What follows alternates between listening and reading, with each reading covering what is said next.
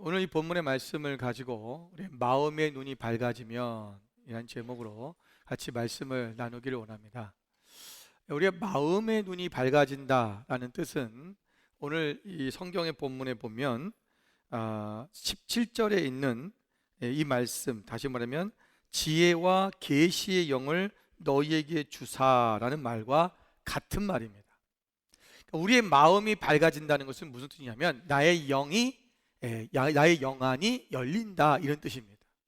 그러니까 우리가 신앙생활을 하면서 우리가 육적인 눈, 우리의 지성적인 어떤 그 지식적인 눈, 우리가 가지고 있는 세상적인 눈으로만 우리가 볼 수 없는 세계가 있다는 것입니다. 우리 신앙의 세계는요, 우리의 육의 눈으로 보는 것, 우리의 지성의 눈으로 보는 그 단계에 머무는 것이 아닙니다. 신앙이란 자체가 이 자연적인 것을 넘어선 거예요. 여러분이 하나님을 믿는다라고 하는 이 말 안에는, 이 단어 안에는 이미 우리가 이 세상에 눈에 보이는 것만 바라보지 않겠다고 하는 전제가 들어가는 거죠. 그것이 신앙이죠. 여러분, 세상에 어떠한 종교도 여러분 내가 그것을 믿는다고 하는 것은 보이지 않는 것을 믿는 거예요. 그런데 우상 숭배는 우리 눈에 보이는 우상들을 믿는 거예요. 그러나 하나님은 우리 눈에 보이지 않는 그 하나님을 믿는 것입니다.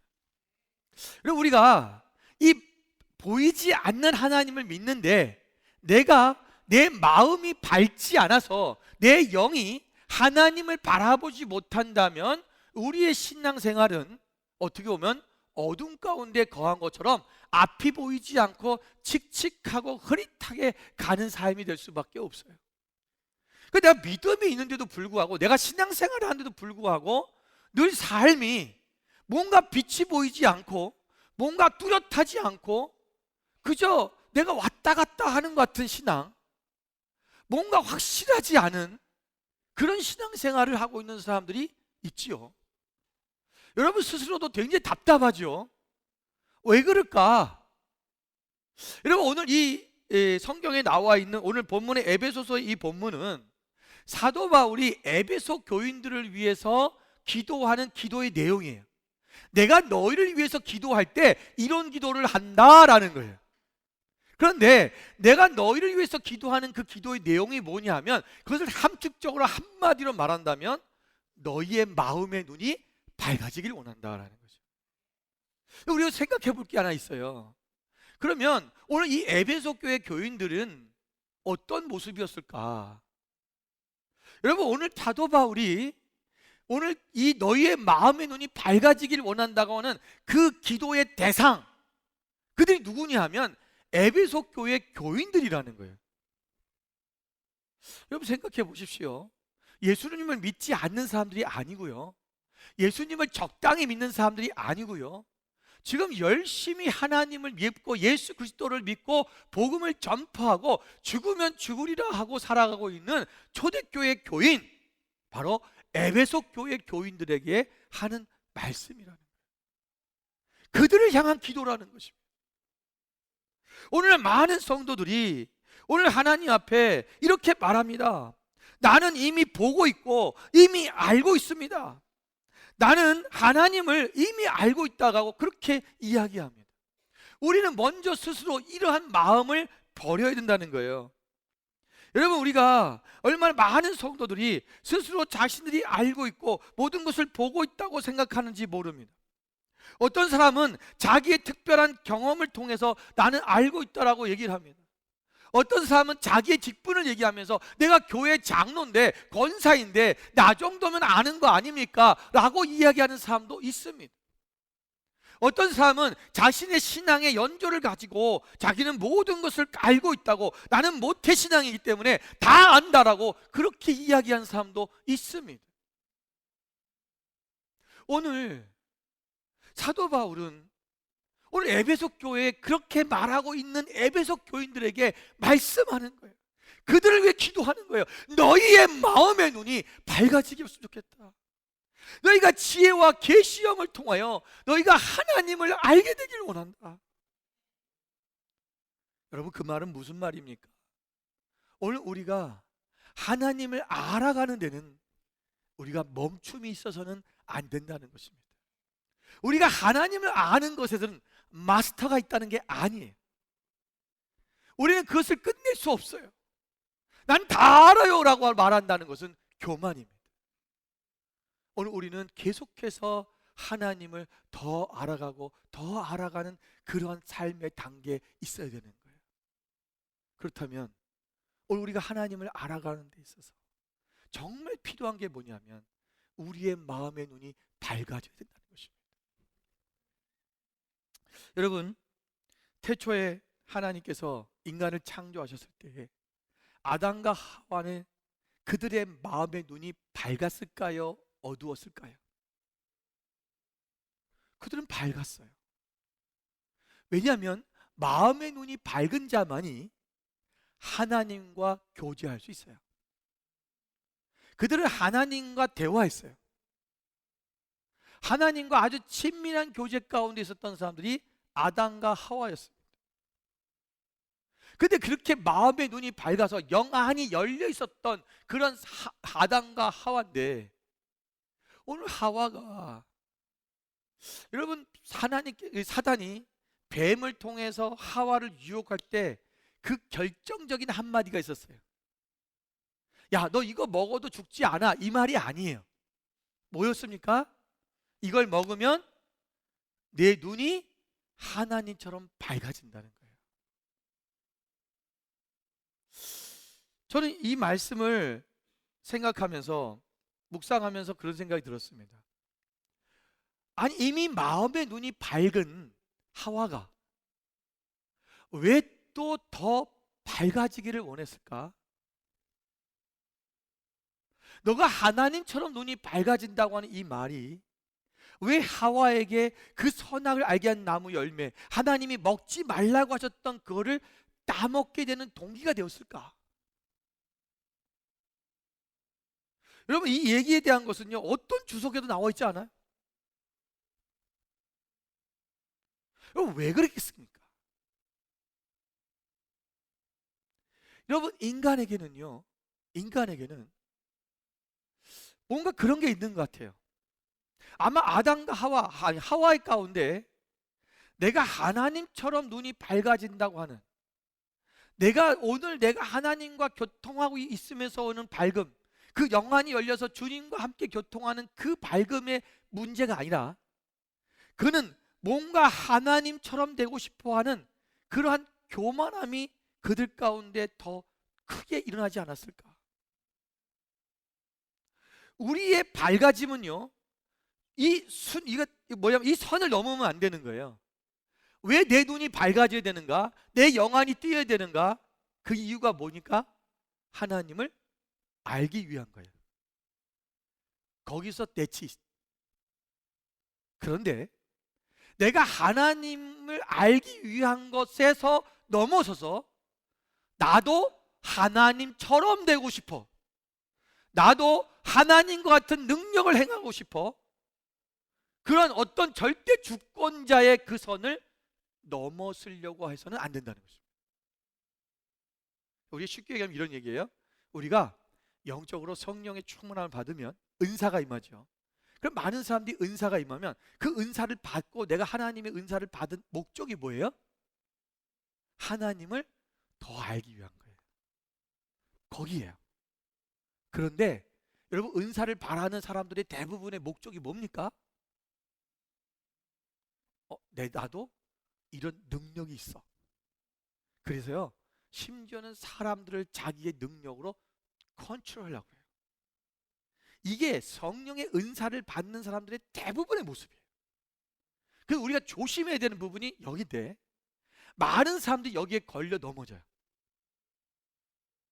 우리의 마음의 눈이, 우리의 영안이 열리고 마음의 눈이 밝아지는 목적이 뭐냐? 하나님을 알기 위해서.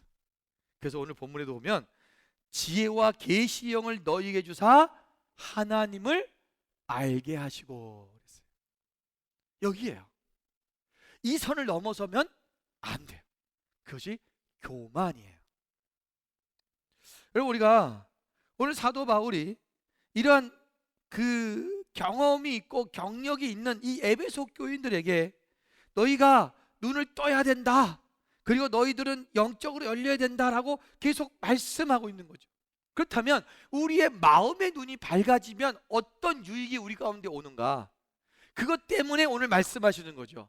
오늘 본문에 보면 18절 19절에 있는 두 절에 이 우리의 마음의 눈, 우리의 영안이 열리면 이루어지는 우리에게 놀라운 유익이 있어요. 그 세 가지를 오늘 말씀드리려고 하는 것입니다. 첫 번째는 우리의 마음의 눈이 밝아지면 어떻게 됩니까? 18절에 보니까 너희 마음의 눈을 밝히사 그의 부르심의 소망이 무엇이며 그랬어요. 무슨 말씀입니까? 우리가 하나님의 부르심의 소망이, 그 부르심의 소망이 무엇인지를 알 수 있게 된다는 거예요. 여러분, 이 말씀이 도대체 무엇을 말씀하는 건가? 여러분 잘 이해가 안 될 거예요. 여러분, 그런데 여기서 잘 생각해야 하는 게 뭐냐면 먼저는 부르심이라는 것입니다. 그런데 여러분, 부르심에 대해서는 우리가 다 알아요. 하나님이 우리를 콜링 하시는 거예요. 근데 이 하나님이 우리를 부르셨다. 여러분 이 자리에 있는 것도 하나님이 부르셨기 때문에 오신 거예요. 여러분 예수님을 믿게 된 것도 하나님의 부르심이 있어서 예수님을 믿게 된 거죠. 그런데 여기서 말씀하는 건 부르심을 얘기하는 게 아니라 부르심의 소망을 얘기해요. 그러니까 단순한 부르심이 아니라 부르심의 소망을 알 수 있다는 거예요. 자, 여러분, 우리가 많은 사람들이 하나님이 나를 부르셨어 그러면 그 부르심에 대한 것만 집중을 합니다. 그런데 왜냐하면 이것이 소망이 없을 때 이루어지는 일들이 있어요. 그게 뭐냐면 굉장히 우리가 한번 생각해 보는 거. 잘 보십시오. 여러분, 이스라엘 백성들이 출애굽을 했어요. 근데 출애굽을 했는데 하나님께서 출애굽을 하고 나서 그들이 하나님께서 가나안 땅에 내가 약속의 땅에 너희를 들어가게 하겠다고 말씀하셨죠. 자, 그들을 부르셨어요. 부르셨는데 그들이 부르심을 받았을 때 부르셔서 애굽에서 탈출해서 나온 곳은 어디입니까? 광야예요. 자, 우리는 하나님의 부르심만 생각하면 무슨 얘기냐면 오늘 나의 현재만 보는 거예요. 내가 지금 있는 땅, 내가 지금 처해 있는 상황, 내가 처해 있는 지금 환경, 그것을 보는 거예요. 그러다 보니까 어떻게 합니까? 뭐야, 먹을 것도 없네, 마실 물도 없네, 이 떼학 볕에서 우리 너무 고단하고 피곤하네. 이 광야의 삶은 너무나 힘든 거죠. 그런데 부르심만 생각하고 나온 것만 생각하면 오늘 현재만 보는 거예요. 그렇지 말라는 거예요. 오늘 부르심의 소망을 보라는 것입니다. 그들을 부르신 목적이 뭐냐? 바로 하나님의 그 약속의 땅으로 들어가는 거예요. 여러분, 그것은 하나님께서 그들에게 주신 그 소망이에요. 그 소망을 바라보는 사람은요, 오늘 현재를 바라보지 않아요. 현재만 보지 않고 현재만 그것에 따라서 낙심하지 않는다는 것입니다. 많은 사람들이 오늘 하나님이 나를 구원했어, 그래서 내가 구원받고 예수님 믿고 딱 나왔는데 보니까 내 삶의 어려움은 그대로예요. 내 삶의 문제는 그대로예요. 바뀐 게 없어요. 그러다 보니까 많은 사람들이 뭐냐면 거기서 포기하는 거예요. 예수 믿어도 소용없네. 또 내가 예수님 말씀을 살려고 노력하고 말씀대로 어떻게 살아내려고 내가 그걸 실천하고 열심히 하고 있는데 근데 내 삶은 그대로라는 거예요. 바뀐 게 없는 거죠. 그냥 광야인 거죠. 여러분, 이것만 보는 사람은 현재만 보는 사람이에요. 그 현재만 보는 사람은 항상 거기서 원망하고 불평하는 그런 가나안을 향해 나갔던 그 이스라엘 백성들, 출애굽했던 이스라엘 백성들과 똑같은 거예요. 아니죠. 우린 여호수아 갈렙처럼 소망을 보는 거예요. 그 부르심의 소망이 있는 거죠. 제가 어렸을 때 학생 때 선생님이 저를 이렇게 부르신 적이 많습니다. 이따가 남아서 교무실로 잠깐 와라. 그럼 가보면 선생님이 시험지를 놔두고 너 이거 채점해 그런다. 여러분, 그분이 나를 부를 때는 내게 그 부른 목적이 뭡니까? 이것을 채점하는, 어떻게 보면 일을 우리에게 준 것처럼 느껴져요. 그런데 그 일이 그 일이 나에게는 힘들지 않아요. 왜 힘들지 않을까요? 여러분, 친구들은 다 지금 집에 갔어요. 나도 빨리 집에 가는 게 좋지요. 그런데 나는 남아서 그 일을 하고 있는 거예요. 근데 내 마음은 굉장히 기뻐요. 여러분, 그런 경험 있으시죠? 경험들이 없으신가 봐요. 예. 예, 한국에서는 선생님이 옛날에 이렇게 좀 학생들한테 시험지 체크하라고 맡긴 경우가 많아요. 내가 기쁜 이유는 뭡니까? 선생님이 나를 신뢰하고 있다는 거죠. 그리고 그 시험지다가 내가 틀린 거 바꿔놓고 내가 좋아하는 친구들 거 좀 바꿔놓으면 모르잖아요. 근데 선생님은 내가 그렇지 않을 것을 아는 거죠. 나를 신뢰해주고 있다는 것을 내가 느끼는 거죠. 그럼 나 안에 뭐가 있어요? 선생님은 나를 사랑하는구나, 나를 신뢰하는구나. 예. 그것에 대한, 그래서 나는 선생님과 더 좋은 관계에 있을 수 있을 거고, 앞으로 선생님 나는 학교 생활을 정말 재밌게 할 수 있을 거라는 그 소망이 있는 거죠. 여러분, 오늘 로마서 15장 13절 말씀을 한번 보겠습니다. 로마서 15장 13절 말씀 보면, 소망의 하나님이 모든 기쁨과 평강을 믿음 안에서 너희에게 충만하게 하사 성령의 능력으로 소망이 넘치게 하시기를 원하노라 그랬어요. 여러분, 소망의 하나님이 우리에게 기쁨과 평강을 믿음 안에서 너희에게 충만하게 하신다는 거예요. 그래서 우리가 성령의 능력으로 소망이 넘치게 된다. 우리 안에 이 소망이 넘치는 것이 굉장히 중요하다는 것입니다. 우리의 마음의 눈이 밝아지면 우리가 하나님께서 오늘 행하신 그 일, 우리가 오늘 현재 지금 처해 있는 그 상황을 보는 것이 아니라 하나님께서 우리에게 행하실 그 소망을 바라보기 때문에, 그 하나님 나라를 바라보기 때문에 우리는 오늘 현재의 어려움을 극복하고 넘어설 수 있다는 거예요. 오늘 우리의 마음의 눈이 밝아지면요, 보이지 않는 것들을 보기 때문에 소망이 충만해지는 것입니다.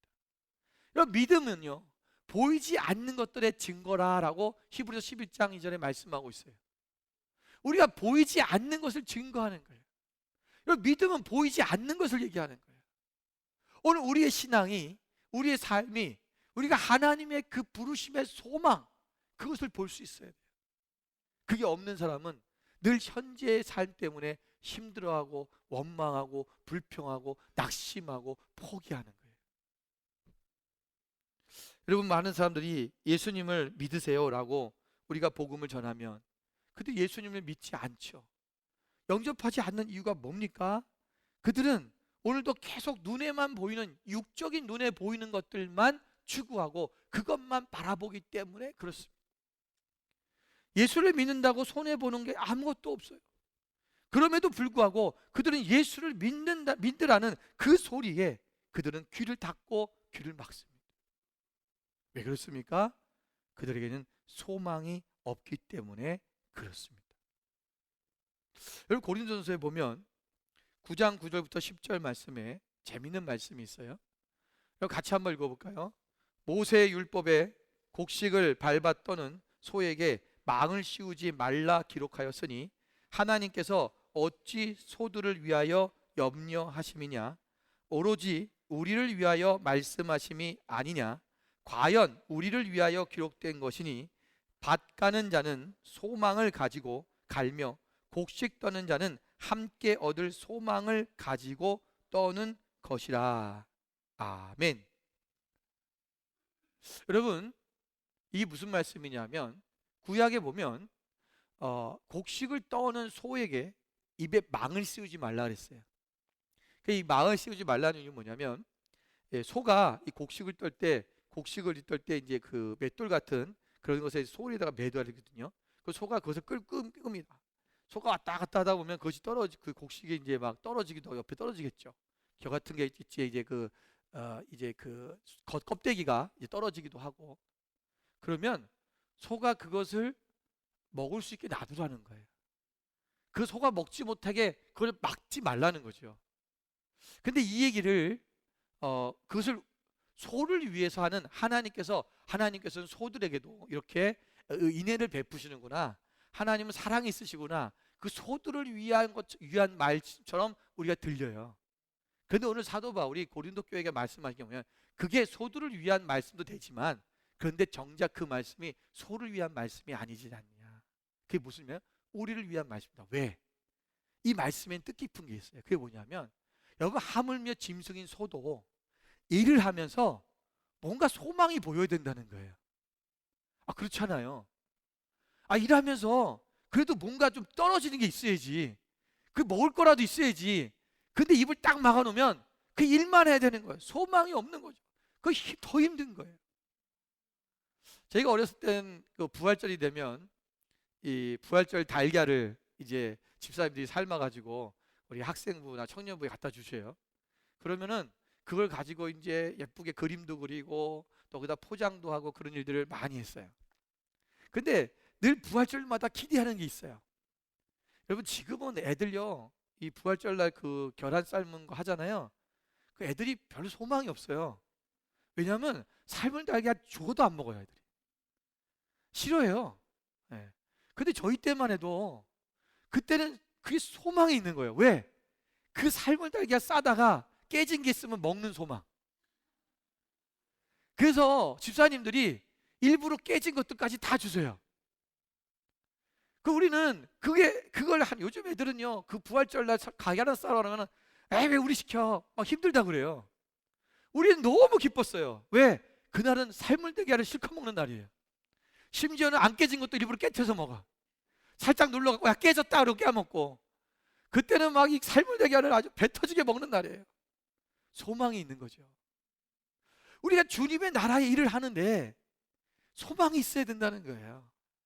너희가 밭을 갈고 너희가 이 곡식을 떠는 그것을 할 때 내가 이것을 떨 때 뭐예요? 내가 곡식을 얻을 거라고 하는 추수할 거라고 하는 그것에 대한 소망이 있잖아요. 오늘 우리가 하나님의 일을 하는데 마찬가지예요. 우리가 결과적으로 뭐예요? 하나님께서 우리 가운데 그 공적 있고 우리에게 면류관을 주신다는 거예요. 우리는 그 소망을 바라보며 나가는 거예요. 이 소망이 없는 자는 그 부르심에 대해서 우리가 일을 하는데 늘 힘든 거예요. 우리가 하나님 앞에 이 소망을 바라보라는 것입니다. 우리의 소망은 오직 예수 그리스도십니다. 우리는 예수 그리스도 그분을 바라보는 것이고 그분이 계신 하나님의 나라 그 아버지의 그 보좌 우편에 앉아 계신 그 예수 그리스도 우리가 하나님의 나라의 소망을 두고 살아가는 것입니다. 두 번째로는 우리가 하나님 앞에 우리가 이 마음의 눈이 밝아지면 오는 유익이 있는데 그 두 번째는 뭐냐면 18절에 또 있습니다. 자, 성도 안에서 그 기업의 영광의 풍성함이 무엇이며 그랬어요. 우리가 기업의 영광의 풍성함이 무엇인지를 알 수 있다는 것입니다. 여러분 얼마나 많은 것을 가지고 계십니까? 여러분 우리 교인들을 보면 그렇게 가진 게 많지 않아요. 그렇게 뭐 풍성하지 않습니다. 우리가 그래도 다른 사람들이 볼 때 좀 더 어려운 사람이 볼 때는 그래도 풍성한 삶을 살고 있는 것처럼 보이죠. 늘 제가 이렇게 아랫동네에 가면은 아랫동네에 있는 목사님들이 저보고 꼭 뭐냐면 부자 동네 사는 목사라고 그래요. 혼스비에 사는 사람들을 부자 사람이라고 그래요. 부자 동네 사람들. 우리 한국에서 얘기할 때 강남 얘기할 정도로 생각해요. 근데 사실 우리 그렇지도 않은데, 그죠? 근데 여러분 여기 물가가 굉장히 비싼 거 아시죠? 여러분 아랫동네보다 물가가 굉장히 비싸요. 심지어는 기름값도 휘발유값도 비싸고 우리가 아주 비싼 동네에 살고 있는 거예요 사실은. 근데 이 동네 살면서 그거 다 내면서 산다는 것 자체가 빚내지 않고 살 수 있다는 것 자체가 사실 풍성한 거죠. 그런데 우리는 항상 부족하다고 생각을 해요. 그죠? 그럼 부족하시잖아요. 그리고 더 부자 되기 원하잖아요. 우리는 늘 풍성하지 못해요. 여러분 우리가 또 가나안 땅을 한번 가나안을 생각해 봅시다. 여러분 가나안은 하나님께서 말씀하시기를 젖과 꿀이 흐르는 땅이라고 말씀하셨어요. 분명히 이 가나안 땅은 아름다운 땅이고 젖과 꿀이 흐르는 그런 축복의 땅이었습니다. 근데 하나님께서 일찍이 이 이스라엘 백성들을 위해서 이 땅을 준비해 놓으셨다라고 말씀하셨어요. 여러분 그런데 왜 출애굽한 1세대, 출애굽한 그 1세대 이스라엘 백성들은 이 영광의 풍성한 땅인 이 가나안 땅에 들어가지 못했습니까? 그 이유가 뭐죠? 그들은 10명의 정탐꾼이 보고한 부정적인 내용, 그곳에는 안악자손이 있고 우리는 그들에 비해서 메뚜기 같고 우리는 그 땅에 들어갈 수 없다. 여러분, 이 부정적인 보고를 들은 이스라엘 백성들이 또한 그 이야기를 듣고 그들은 뭐라고 했습니까? 낙심한 거예요. 우리가 죽게 되었다.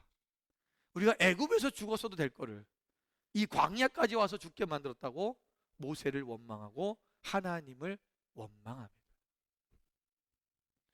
여러분, 불평과 원망 속에 살다가 허무하게 생을 마감하는 사람들이 많이 있습니다. 오늘 아까 말씀드린 것처럼 오늘 우리의 현실을 보면 우리는 없고 힘들고 가난하고 우리는 약한 존재예요. 그러나 하나님께서 우리가 말씀, 하나님의 놀라우신 하나님은 기업이, 하나님 나라의 기업은 풍성함이라는 것입니다. 그 기업의 풍성함이 무엇인지를 우리가 알아야 된다는 거예요. 영의 눈이 열리면 하나님 나라의 풍성함을 볼 수 있는 거예요. 여러분, 부르심을 받았다는 것이 그 자체가 풍성이고요, 우리가 하나님이 우리와 함께 하시는 하나님 나라가 풍성한 분이고 하나님께 쓰임받는 자체가 풍성함이고 내세에 대한 풍성함이 우리 가운데 있는 것입니다. 근데 여러분, 이 풍성함이라는 것은요, 그냥 단순히 우리가 어떤 물질적인 풍성함을 나타내는 것뿐만 아니라 하나님께서는 이 풍성함은 우리의 지위를 높이시기도 하고요, 우리에게 어떠한 우리의 삶의 변화를 말씀하시기도 하고요, 우리에게 좋은 것을 허락하시는 그 모든 것을 풍성함이라고 얘기하는 거예요. 여러분, 요셉이 노예로 팔려갔어요. 그러나 그는 하나님의 그 풍성하신 하나님을 통하여 그는 애굽의 총리가 돼요. 여러분, 다니엘은 바벨론의 포로로 잡혀갔어요. 그런데 자기가 포로로 잡혀간 그 나라에서 다니엘은 총리가 돼요. 여러분, 히브리서 6장 11절 말씀에 보면 우리가 간절히 원하는 것은 너희 각 사람이 동일한 부지런함을 나타내어 끝까지 소망의 풍성함에 이르러 그랬어요. 여러분, 끝까지 소망의 풍성함에 나아가야 된다는 거예요. 그런데 이것이 뭐냐면 동일한 부지런함을 통해서라는 거예요. 여러분, 우리가 부지런하다는 것은 뭐냐면 우리가 어떠한 상황에서도 하나님 나라를 위해 달려가는 거예요. 그런데 이것이 동일하다는 것은 뭐냐면 내 상황과 내 환경이 어떠하든지 간에 그것이 지금 어렵고 힘들어도 내게 지금 가나안 땅을 바라봤을 때 그곳에 안악자손이 있어도 나는 동일한 믿음으로 가라는 거예요. 오늘 동일한 믿음의 부지런함이에요. 신앙의 부지런함이에요. 다른 것이 아니에요. 우리 열심으로 무엇을 하는 그런 부지런함이 아니라 하나님께 대한 그 믿음의 부지런함이에요. 그것이 뭐예요? 동일해야 된다. 어떠한 환경과 상황 속에서도 동일해야 된다는 거예요. 왜? 하나님은 풍성하신 분이기 때문에, 오늘 우리에게 그것을 주실 분이기 때문에 우리가 그렇게 나아가는 것입니다. 여러분, 룻을 보십시오. 룻은 남편이 죽었어요. 시아버지는 이미 죽었죠. 오늘 나오미, 그의 시어머니인 나오미가 룻에게 그렇게 얘기합니다. 내가 이제는 소망이 없다. 좀 살아보려고 모압 땅까지 왔는데 내가 이제 남편도 죽고 아들들도 다 죽고 나에겐 소망이 없다. 여러분, 당시의 여인들은요, 남자가 없는 가정은 여기서 완전히 가장 극빈자의 삶으로 떨어지는 것입니다. 극빈자예요. 이 소망이 없어요. 그래서 자기 며느리인 룻에게 그렇게 얘기하죠. 내가 내 아버지의 집과 너의 신으로 돌아가라. 너희 아버지 집으로 돌아가라 그랬어요. 그런데 여러분, 룻은 그것을 선택하지 않았어요. 뭐라고 말합니까? 이제 나는 어머니의 집을 따라갈 것이고 어머니의 백성이 나의 백성이요 어머니의 하나님이 나의 하나님입니다. 여러분 지금 환경을 보십시오. 지금 룻의 입장에서는 아무것도 없는 거예요. 소망이 없어요. 지금 나오미를 통해서는 나올 것이 아무것도. 나오미가 심지어 무슨 얘기까지 하냐면, 내가 지금 결혼해서 아들을 낳아서 너에게 준다 하더라도 그 시간이 너무 많이 걸리기 때문에 너는 살 수가 없다. 그럴 수도 없을 뿐더러 소망이 없는 거예요. 그런데 나오미는요, 룻은요, 나오미의 하나님, 그는 하나님을 선택했다라는 것입니다. 아마 룻이 하나님은 풍성하신 분이야, 하나님은 우리를 살리시는 분이야 라고 하는 어떤 그런 믿음이 생겼는지는 모르겠어요. 아마 아닐 거예요. 어떻게 보면 룻의 입장에서 볼 때는 하나님을 믿는 나오미의 가정이 전부 모든 것을 잃어버렸잖아요. 남편 죽었죠, 아들들 죽었죠, 뭐 이런 게 다 있어요. 하나님 믿으면 뭔가 좀 나아져야 되는 거 아니겠어요? 그런데 여러분, 우리의 믿음은요, 오늘 우리의 삶의 현실과 상관이 있는 것이 아니에요. 그것에 따라 좌우하는 것은 믿음이 아니에요.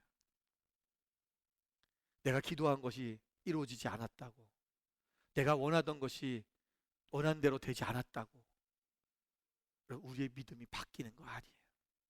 그 믿음이 아니에요. 어떤 환경과 상황 속에서도 하나님을 의지하는 거예요. 여러분, 그 풍성하신 하나님이 이 룻의 삶을 어떻게 바꾸셨습니까? 그는 어머니를 따라 다시 베들레헴으로 돌아갔는데, 그곳에 갔더니 그는 유력자인 보아스를 만나게 됩니다. 유력자가 하는 것은 그 당시에 그 지역에서 인품도 있고 덕망도 있고 그리고 부자라는 거예요. 그것이, 그 보아스가 이 룻을 대를 이어줄 수 있는, 그를 이길 수 있는 그런 자격 있는 사람 중에 한 사람이었어요. 하나님께서는 룻이 그 보아스의 아내가 되게 하셨고, 그는 거기서 풍요로운 삶을 살 수 있는 사람이 된 것뿐만 아니라 훗날에 이 보아스와 룻 안에서 오벳이라는 사람이 태어났고, 오벳이 또 낳은 아이가 이세고, 이세가 낳은 아들이 이스라엘의 성군인 다윗 왕이에요. 한낱 모압의 여인이었던 그 여인이 하나님을 신뢰하고 그 하나님을 믿겠다고 따라왔는데, 그는 풍요로운 물질적인 삶뿐만 아니라 그는 우리의 인류의 구원자 되신 예수 그리스도의 가문에, 그 놀라운 다윗 왕의 증조 할머니가 되었다는 것입니다. 여러분, 우리가 이것이 만약 영화로 이렇게 들어본다면 우리는 박수를 칠 거예요. 놀랍다. 여러분, 하나님은 이런 분이에요. 풍성하신 분, 풍요로우신 분. 그 하나님의 풍요로움이 어떤 것인지를 우리가 알게 된다는 거예요. 언제? 우리의 마음의 눈, 우리의 영안이 열렸을 때 우리는 그분이 어떻게 일하신지를 보게 되는 것입니다. 마음의 눈이 밝아지면 우리는 풍성하신 하나님을 알게 되고, 그래서 우리는 돈을 의지하거나 사람을 의지하지 않고 오직 하나님만 의지하는 그 삶이 되어진다는 것입니다. 마지막 세 번째는요, 19절 말씀에 있습니다. 그의 힘의 위력으로 역사하심을 따라 믿는 우리에게 베푸신 능력의 지극히 크심이 어떠한 것을 너희로 알게 하시기를 구하노라. 오늘 우리의 마음의 눈이 밝아져서 우리에게 알기를 원하는 세 가지가 그것이에요. 바로 아까 말씀드렸던 우리가 부르심의 소망이 무엇이고, 그 기업의 풍성함이 무엇이고, 그리고 세 번째는 그 능력의 지극히 크심이 어떠한 것인가를 알 수 있게 된다는 거예요. 하나님의 능력이 어떠한지를 알게 된다라는 거죠. 여러분, 출애굽 세대들이 1세대들이 왜 가나안 땅에 들어갈 생각을 못했습니까? 그들은 그 부정적인 정보를 전해준 10명의 정탐꾼들을 통해서 그들은 안악자손을 보았기 때문입니다. 그들이 그 안에 있었던 안악자손들, 그리고 그 많은 그 가나안 땅에 있는 그 족속들을 바라보면서 우리는 저들을 이길 수 없다, 우리는 한마디로 우리 힘으로 할 수 없다라고 그렇게 이야기하는 것입니다. 여러분, 가나안 땅에 들어가는 것이 그들의 힘으로 되는 것이 아니죠. 여러분, 나중에 여호수아 갈렙이 그들이 40년 후에 그들이 가나안 땅에 들어갈 때도 그 여리고성, 견고한 여리고성이 무너진 것은 그들이 전쟁을 통해서, 그들이 뭐 어떤 전술이 좋아서, 그들이 무기가 뛰어나서 그런 것이 아닙니다. 오직 하나님의 능력으로 여리고성이 무너진 것이죠. 여러분, 이스라엘 백성들이 무슨 무기가 그렇게 많이 있었겠습니까? 여러분, 정착민들이 무기가 좋을까요? 유랑민들이 무기가 좋을까요? 유랑민들은요, 기껏 가져봐야 칼이에요. 정착민들은 좋은 무기들을 많이 만들 수 있어요. 뭐 전차를 만들 수 있겠고요. 그런데 오늘 이스라엘 백성들은 말도 없고요, 그들은 오직 양만 들고 있어요. 양 타고 전쟁하겠습니까? 늘 뛰어다니는 거예요. 정말 아무것도 그들이 이길 수 있는 건덕지가 없는 사람들이에요. 그런데 하나님께서 그들에게 능력을 주시고 힘을 주시는 거예요. 오늘 민수기 14장 8절에 보면 여호수아 갈렙은 다른 이야기를 합니다. 무슨 이야기를 합니까? 여호와께서 우리를 기뻐하시면 우리를 그 땅으로 우리를 들어가게 하시고 그 땅을 우리에게 주시리라. 이는 과연 젖과 꿀이 흐르는 땅이니라. 하나님이 기뻐하시면 우리를 그 땅으로 인도하여 주실 것이다. 우리를 들어가게 하실 것이다. 이거 하나님이 하신다는 거예요.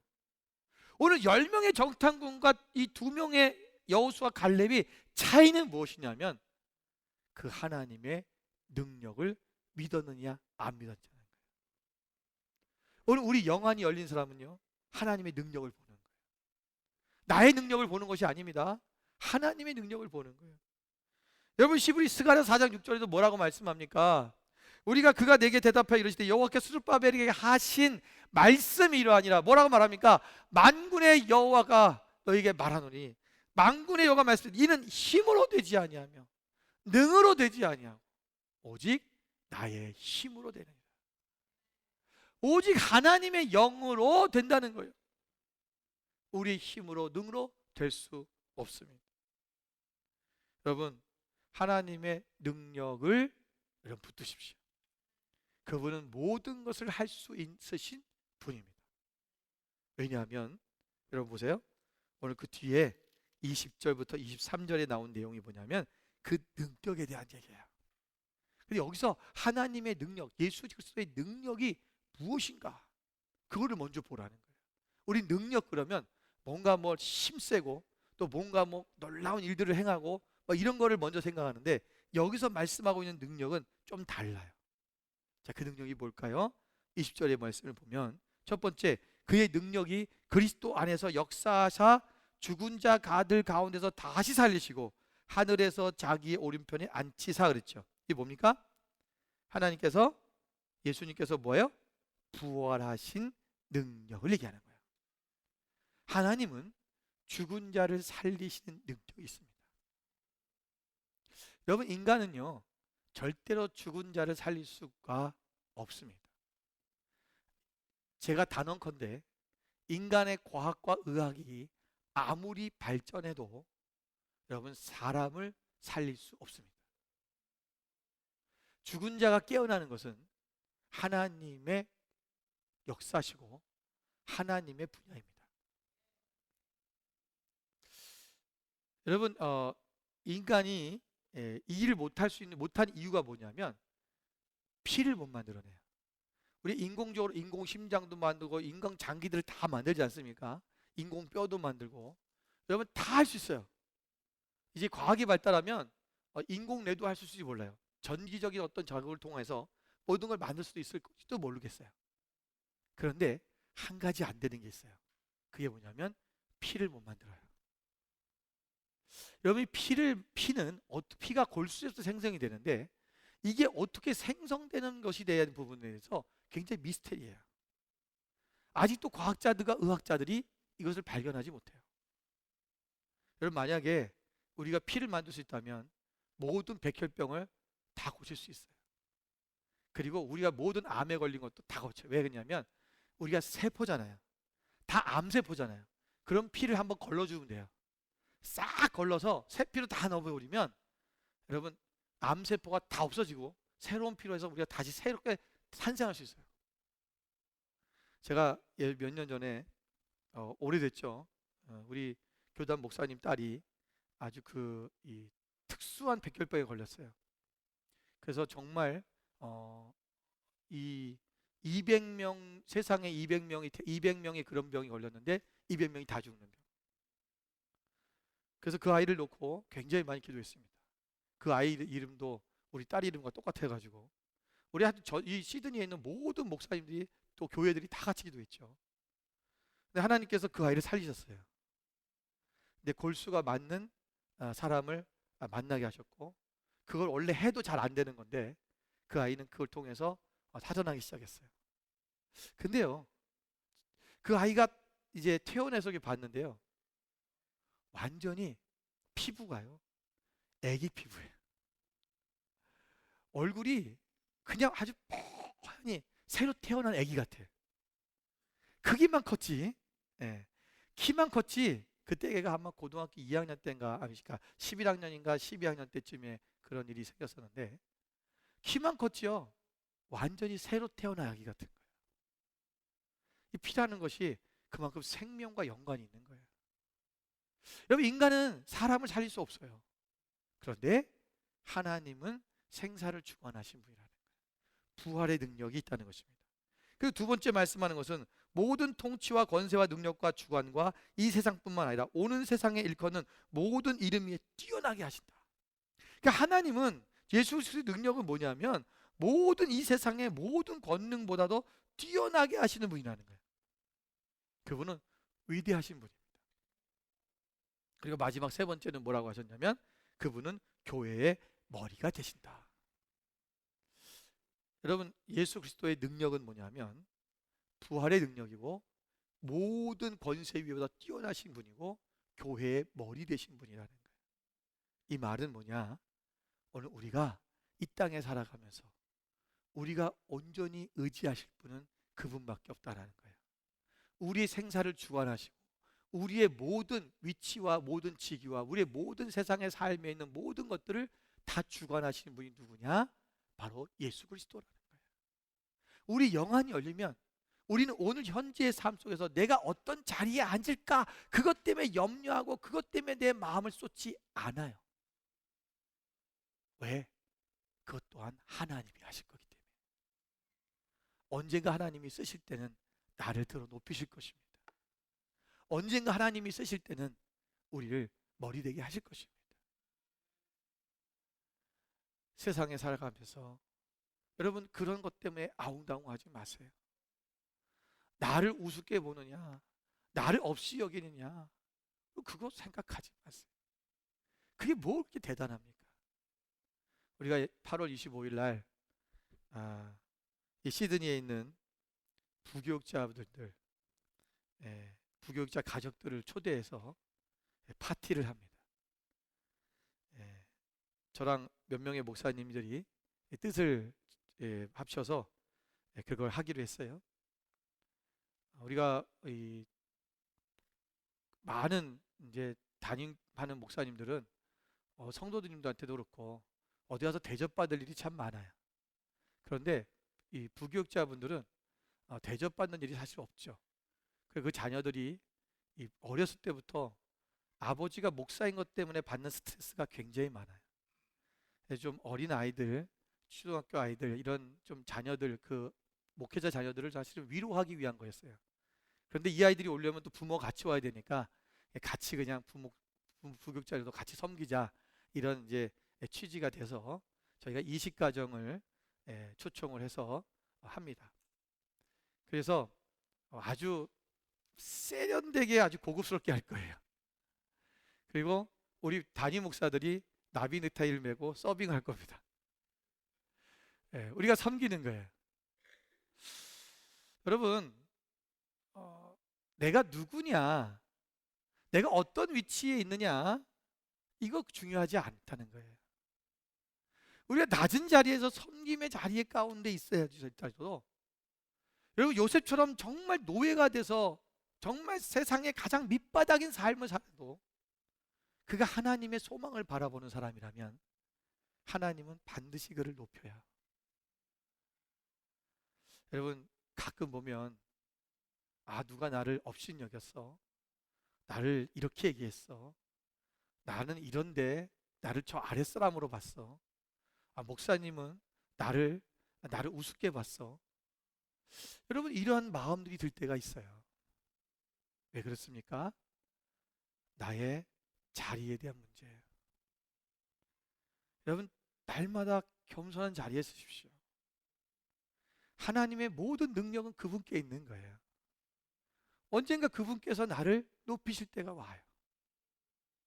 오늘 높은 데만 바라보지 말고 우리가 늘 주님 앞에서 예수님처럼 섬김의 삶을 살아가는 그 삶이 우리 가운데 있기를 바랍니다.